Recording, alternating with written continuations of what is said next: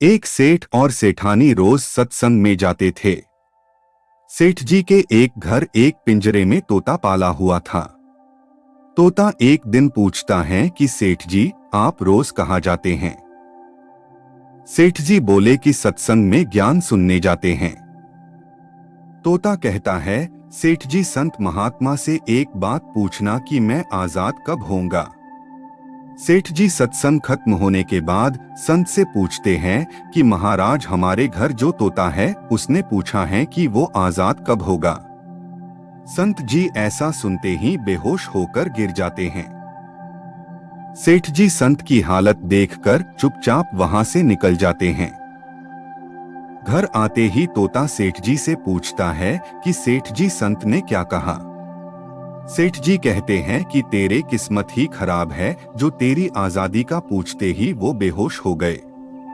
तोता कहता है, कोई बात नहीं सेठ जी, मैं सब समझ गया। दूसरे दिन सेठ जी सत्संग में जाने लगते हैं, तब तोता पिंजरे में जानबूझकर बेहोश होकर गिर जाता है। सेठ जी उसे मरा हुआ मानकर जैसे ही उसे पिंजरे से बाहर निकालते हैं तो वो उड़ जाता है।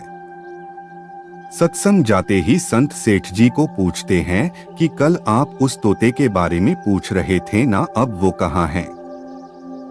सेठ जी कहते हैं, हाँ महाराज, आज सुबह सुबह वो जानबूझकर बेहोश हो गया। मैंने देखा कि वो मर गया है, इसलिए मैंने उसे जैसे ही बाहर निकाला तो वो उड़ गया।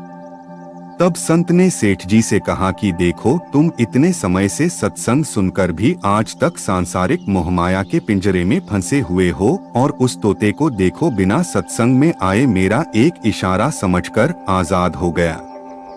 दोस्तों, इस कहानी से तात्पर्य ये है कि हम सत्संग में तो जाते हैं, ज्ञान की बातें करते हैं या सुनते भी हैं, पर हमारा मन हमेशा सांसारिक बातों में ही उलझा रहता है। सत्संग में भी हम सिर्फ उन बातों को पसंद करते हैं जिसमें हमारा स्वार्थ सिद्ध होता है, जबकि सत्संग जाकर हमें सत्य को स्वीकार कर सभी बातों को महत्व देना चाहिए, और जिस असत्य, झूठ और अहंकार को हम धारण किए हुए हैं उसे साहस के साथ मन से उतार कर सत्य को स्वीकार करना चाहिए। दोस्तों, अगर ये कहानी आपको अच्छी लगी हो तो सब्सक्राइब और शेयर जरूर करें।